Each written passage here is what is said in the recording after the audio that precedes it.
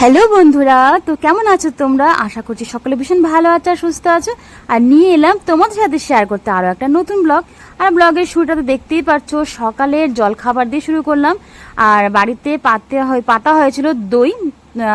গরম যেহেতু পড়ে গেছে এখন, সেই জন্য কিন্তু বাড়ির দই আর সেই সঙ্গে খাচ্ছি মুড়ি। তো দই মুড়ি সকালে টিফিন করেছিলাম, তারপরে টিফিন খেয়ে সোজা চলে এলাম একদম রান্নাঘরে। তো আজকের মেনুতে কি কি আছে চলো চটজলদি তোমাদের সাথে সেটা একটু শেয়ার করে নেওয়া যাক। তো এখানে দেখতেই পেলে পনির কেটে রেখে দিয়েছি, তো হবে বেরেস্তা পনির। পনির তো এমনি ভীষণ পছন্দ, আর আমাদের বাড়িতে সবাই পনির খুব ভালোবাসে খেতে। এখন বলতে গেলে মাছের থেকে পনিরটাই বেশি ভালো লাগে। তো এখানে পুরো পেঁয়াজটাকে আমি অনেকটা আগেই না কেটে একটু জলে ভিজে রেখে দিয়েছিলাম, ঠান্ডা জলের মধ্যে। তারপরে কিন্তু এটাকে ভাজা হয়েছে। বেরেস্তাটা এখন খুব সুন্দরই ভাজা হয়, অল্প করে চিনি দিয়ে দিতে বলে কিন্তু বেশ ক্রিস্পি টাইপ ব্যাপারটা হয়। তো এখানে দেখো ওই সেম তেলেই আমি এখন অল্প করে লবণ, হলুদ আর একটু লঙ্কার গুঁড়ো ছিটিয়ে দিয়েছিলাম পনিরটা মাখার সময়। আলতো করে মেখেছি, এমনিতে তো পনির খুবই সফট। আর আমি তো এর আগেও বলেছি, আবারও বলছি, পনির ভেজে কখনোই আমি জলে দিই না। কেন, আমরা যে পনিরটা আনি এটা হচ্ছে মালাই পনির, যেটা খেতে দারুণ হয় আর এতই সফট যে এক্সট্রা করে আর সফট করতে প্রয়োজনই হয় না। তো এখানে আমি অল্প অল্প করে ভাজছি, কেননা যদি না ভেঙে যায়, কেন অনেকটাই কিন্তু পরিমাণ রয়েছে পনিরের, সেই জন্য অল্প অল্প করে ভেজে নিচ্ছি। আর আজকে তো দেখিয়ে দিলাম ফার্স্টে তো পনিরটাই, আর সাথে কিন্তু হবে ডাল, হবে লাউ দিয়ে ডাল। ঠিক ডাল না, মানে এটা কিন্তু অনেকটা শুক্তো করতে যে মানে মশলা লাগে আর কি, সেই শুক্তোর মশলা দিয়েই কিন্তু ডাল করা হবে। তো এটা বলতে পারো ওই ডাল শুক্তো বা শুক্তানি ডাল আর কি, লাউ দিয়ে হবে। আর লাউয়ের খোসা বাটা প্রথমে ভেবেছিলাম যে ভাজা করা হবে, দেন তারপর দিদি বললো যে না, আজকে একটু অন্যরকমভাবে করা হোক। এর আগে দিদি শ্বশুরবাড়িতে করেছে, বাটা করেছে লাউয়ের খোসা বাটা, বাট আমরা কিন্তু সবসময় ভাজাটাই খাই। তো আজকে একটু নতুন ধরনের রান্নাও খাওয়া হবে, আর সত্যি বলতে বেশ ভালোই হয়েছিল। তো দেখো, তোমার সাথে কথা বলতে বলতে আমার কিন্তু মোটামুটি এদিককার পনির সমস্ত ভাজা একদম কমপ্লিট হয়ে গেছে। আর আমি ওই সেম তেলের মধ্যেই কিন্তু আমি একবারই তেল দিয়েছিলাম একটু বেশি করে, তাতে বেরেস্তাও ভেজেছি, পনিরগুলো ভেজেছি, তারপরেও দেখো অনেকটা তেল রয়েছে।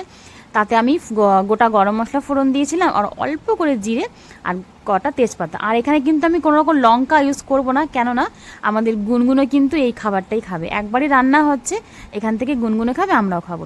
আর এখন বলতে গেলে লঙ্কা খাওয়াটা আমাদের অনেকটাই কমে গেছে। গুনগুন একসাথে যেহেতু রান্না হয়, সেই জন্য কিন্তু ও খায় না বলে আমরাও আর খাই না। যদি প্রয়োজন হয় তো কাঁচা লঙ্কা এমনি খেয়ে নিই, তবে এখন আর লঙ্কাটা খাই না, কেননা গ্যাসের সমস্যা কম বেশি সবারই আছে, তাই ঝালটাকে যতটা পারি একটু অ্যাভয়েডই করি। আর এখানে দেখো মা আর দিদি মিলে এখানে লাউটা কাটছে, তো মা লাউটা কেটে দিচ্ছে, এটাকে একটুখানি বয়েল করা হবে। ডালটাতে সেদ্ধ করতে বসিয়ে দিয়েছি আমি আগেই। আর এদিকে আমার পনিরের যে গ্রেভিটা সেটাও কিন্তু অলমোস্ট কষা হয়ে গেছে, দেখতেই পাচ্ছ তেল ছাড়া কিন্তু এখানে শুরু করে দিয়েছে।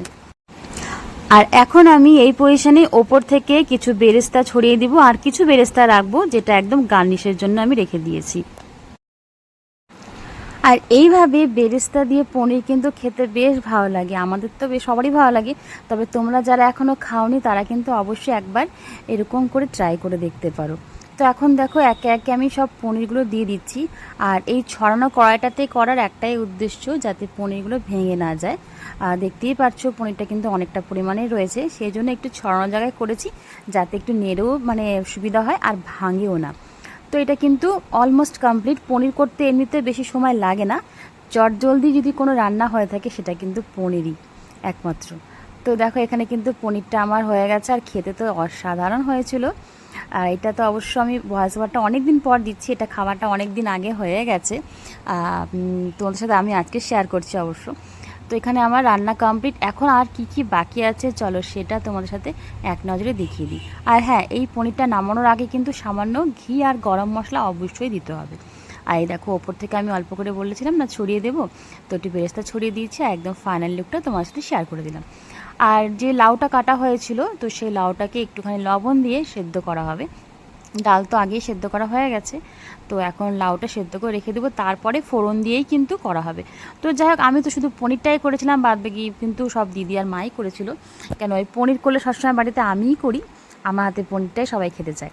আর এখানে দিদি ফার্স্টে মানে ডাল ফোড়নের আগে একটু বেশি তেল দিয়ে এখানে ব্যাডমিন্টন যে পাঁপড়গুলো থাকে, তোমরা এটা অনেকেই খেয়েছো আর জানো অবশ্য, তবে এটা এখন আর আগের মতন টেস্ট লাগে না। তবে বাড়িতে কিছু ছিল তো সেটা নষ্ট হবে, তাই কিন্তু এখানে ভেজে নেওয়া হচ্ছে যাতে ডালের সাথে খাওয়া যাবে।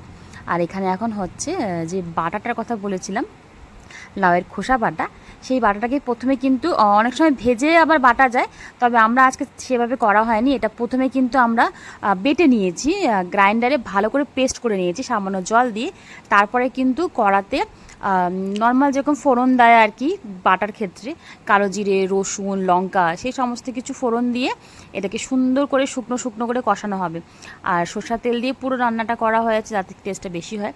আর পাশে কিন্তু দেখো ভাতও বসিয়ে দেওয়া হয়েছে। ভাত তো যেহেতু চাল সবার প্রথমে ভিজিয়ে রাখা হয়, তার জন্য কিন্তু ভাত হতে বেশি সময় লাগে না। আর এটা একদম লাস্টে করা হচ্ছে ভাতটা যাতে একটু গরম থাকে, আর বাটার সাথে কিন্তু একটু গরম গরম ভাতই খেতে ভালো লাগে বেশি।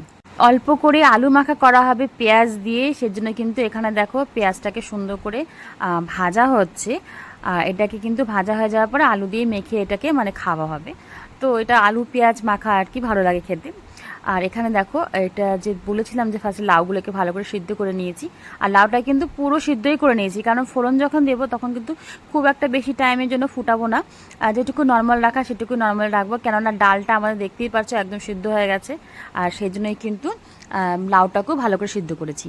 আর যে বললাম যে আলু মাখা করব, তার জন্য দেখো এখানে আলুটাকেও কিন্তু জলটা ছেঁকতে বসিয়ে দিয়েছি, পেঁয়াজটা ভাজা হলে আলুটা দিয়ে মেখে নেব। এখানে দেখো একদম ডালের এটা ফাইনাল লুক, আর ডালটা তো খেতে দারুণ হয়েছিল। আর বেশি করে করা হচ্ছে কেন, আমাদের কিন্তু এরকম ডাল কিন্তু খেতে ভীষণ ভালো লাগে, তার জন্য একটু বেশি বেশি করে খাই আমরা। আর এখানে আমাদের আলু মাখাও কিন্তু কমপ্লিট। তো চলে এলাম একদম দুপুরবেলা খাওয়া দাওয়া নিয়ে। তো দেখতেই পাচ্ছ, আর রান্নাবান্না তো কী হচ্ছে তোমরা জানোই সমস্ত কিছু।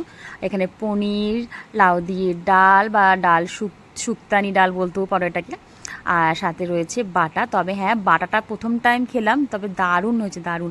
অনেকটা খেতে মনে হচ্ছিলো যে আমরা মিষ্টি কুমড়োর পাতার যে বাটা আমরা খাই সেটা দেখবে একটু একটু খসখসা টাইপ হয়, একদম কিন্তু এটা সেরকমই লাগছিলো। বা অনেক সময় ঝিঙের যে খোসা থাকে সেটা দিয়েও কিন্তু আমরা অনেকেই বাটা করে থাকি, সেটাও কিন্তু এরকমই লাগে খেতে।